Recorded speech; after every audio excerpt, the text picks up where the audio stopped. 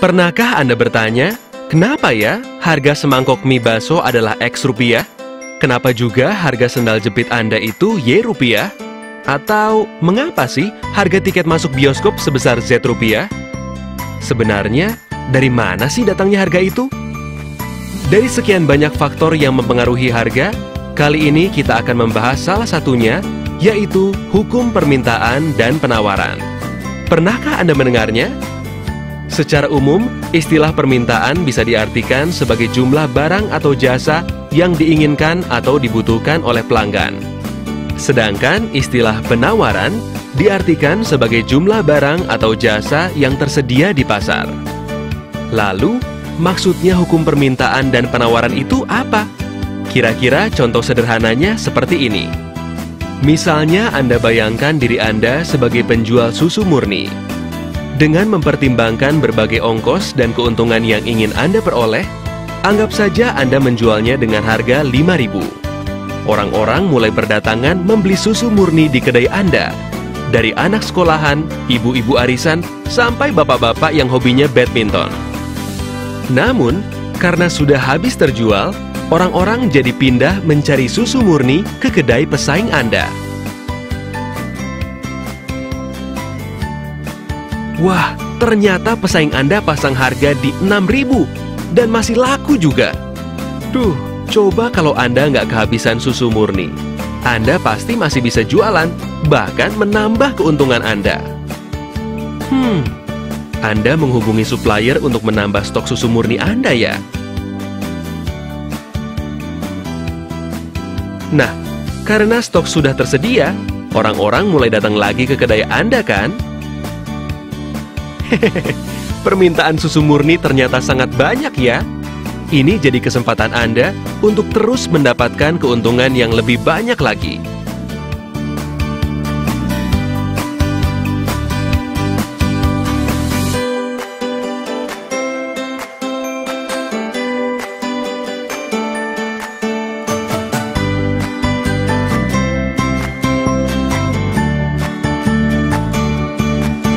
Grafik berikut ini menunjukkan hubungan antara harga dan jumlah penawaran dari sudut pandang pengusaha. Semakin tinggi harga barang, para pengusaha akan terus menambah jumlah barang dagangan untuk mendapatkan keuntungan yang lebih banyak lagi. Hal ini biasa disebut sebagai kurva penawaran. Tapi, di suatu titik, bila harga barang terlalu tinggi, banyak orang yang jadi tidak mampu untuk membelinya.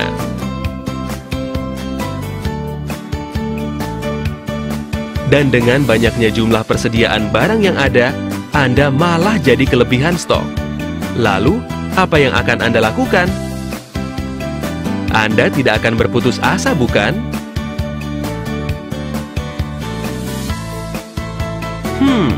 Sepertinya menjual dengan harga lebih murah lebih baik daripada tidak ada penjualan sama sekali, bukan?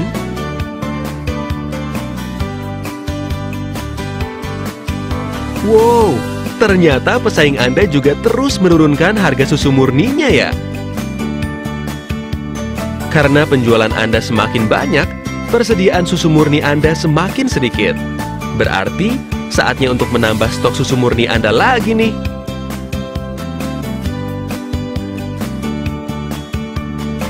Pada grafik ini ditunjukkan hubungan antara harga dan jumlah permintaan dari sudut pandang pelanggan.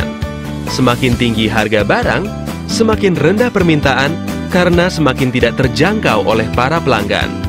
Tapi, bila harga barang semakin murah, permintaan akan terus bertambah. Hal ini biasa disebut sebagai kurva permintaan.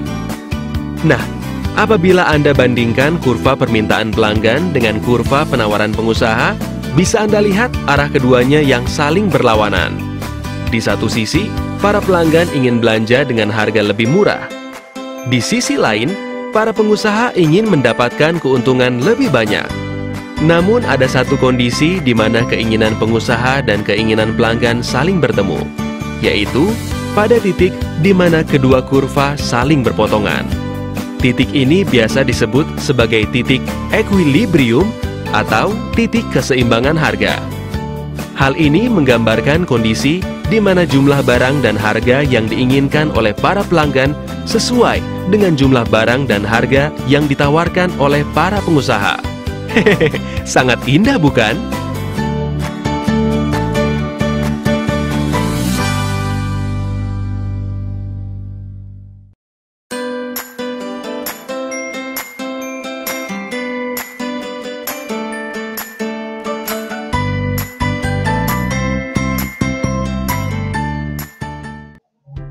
Nah, sekarang kita akan pelajari 6 faktor lain yang mempengaruhi permintaan selain faktor harga. Faktor yang pertama adalah harga barang lain. Harga barang lain yang dimaksud adalah pertama, harga barang pengganti. Misalnya teh dapat digantikan dengan kopi dan sebaliknya. Jadi ketika harga teh naik sehingga permintaan teh turun, maka permintaan kopi akan naik.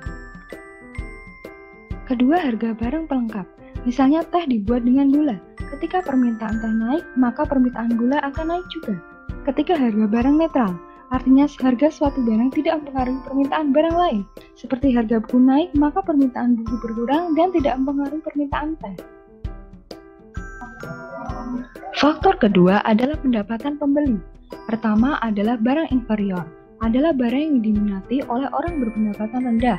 Misalnya orang memilih makan ubi kayu sebagai pengganti nasi. Kedua, barang esensial adalah barang kebutuhan pokok, sandang, pangan, papan. Ketiga, barang normal adalah kenaikan permintaan barang akibat kenaikan pendapatan. Misalnya ketika pendapatan naik, orang membeli baju lebih banyak. Keempat, barang mewah. Barang yang dibeli ketika pendapatan sudah relatif tinggi, misalnya mobil.